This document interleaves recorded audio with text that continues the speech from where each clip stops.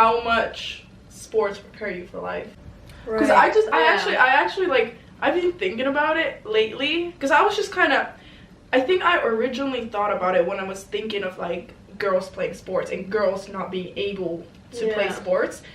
And then I was like, I feel like I read somewhere where somebody was like, you know, like, girls don't have to do sports because, you know, like, there's always like people like, oh, girls belong in the kitchen, you know, they don't have to do sports. And then I kind of started like thinking like, why do I feel the need to do sports? Like, I tried to dig deep in my own like mental space and think like, why do I feel like I really need sports? Like, it's not like I actually need to be hitting my head with pads on, you know, but why do I actually need football in my life? Like, am I just crazy and I like hurting myself or something? Like, why do I feel like I need it?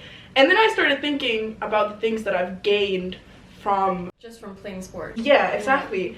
And like how much, like, especially obviously being like football minded, I'm thinking of like what I'm doing as like a DB. I'm reading, I'm reacting, I'm adjusting. Right. Because life literally is like kind of like analyzing and then reacting to things that happen to you for you. As we talked about earlier, things are not happening to you, they're happening for you. But reacting to it and then adjusting. Like, sometimes you have to adjust. I had to adjust to not playing sports for 2 years, or you know, not playing football for 2 years. And it's not only just that, like playing in a team, like knowing how to cooperate with people, and everyone's different, so like learning how to work with different people and different just kind of learning in general about different personalities. And it's like, so like similar to life and how you experience things. And you can always take like a situation from football and compare it to life and be like, oh shit, this thing I learned in football can help me in my real life. Yeah, exactly. And I feel like that's why also coaches are so important in sports, and like it's important to have like a good coach, because they are kind of preparing you, like especially when we talk about like kids or like youth sports, the coaches are basically preparing them for life. Because if you never teach them how to like work hard, or you know, like if you always let them have it their way or whatever, like you have to, like, you're kind of preparing them for life. Like, you have to work for things that you want, and sometimes you lose, you know, and then you get back to work, how to deal with it. Exactly. And then you get back to work, and you can't just always win at everything, you know, and stuff like that. So I feel like, especially, and that's what I hate about, like, especially in like football in Europe, the youth coaches are usually really young. Like, I started coaching 13-year-olds when I was 14. I was a year older, but you know, I think I started when I was like 16. Yeah, exactly. And like a lot of the times when you think about it, the coaches are just the ones that aren't experienced enough to coach in the men's league, and they start from the juniors.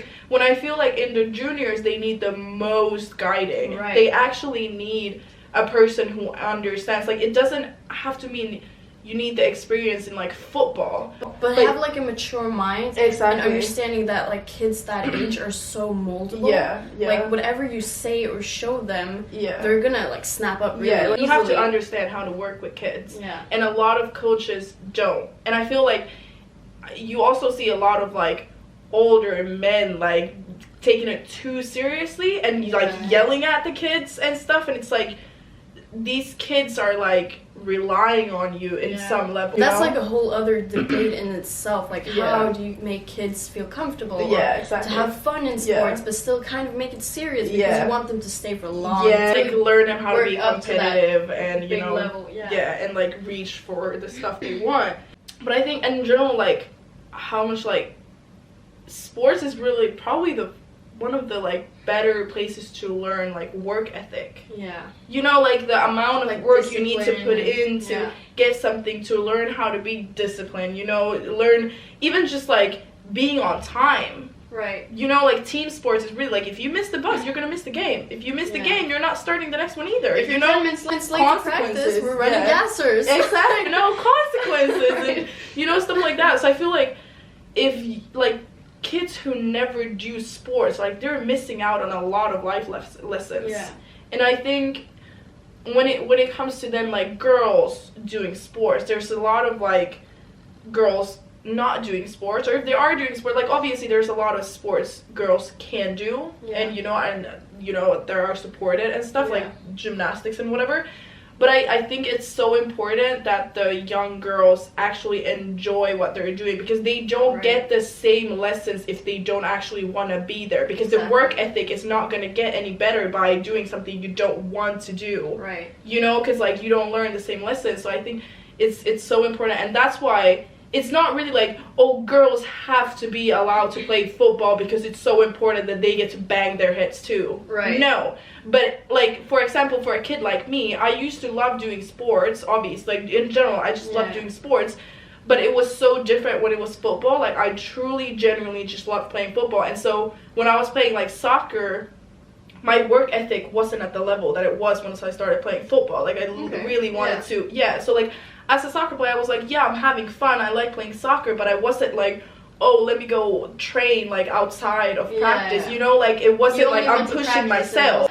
Once I started playing football, I started, like, pushing myself because I really wanted to be good at this. Right. So I think it's a huge difference between doing a sport and doing a sport that you truly, genuinely enjoy. And for some people, for some girls, that sport is football. For me, it was football. And if I wasn't allowed to, thank God I was already at 6 years old, I was able to and allowed to play football. Well, I didn't get to play my first year, but I got to train. I got to, you know, do football.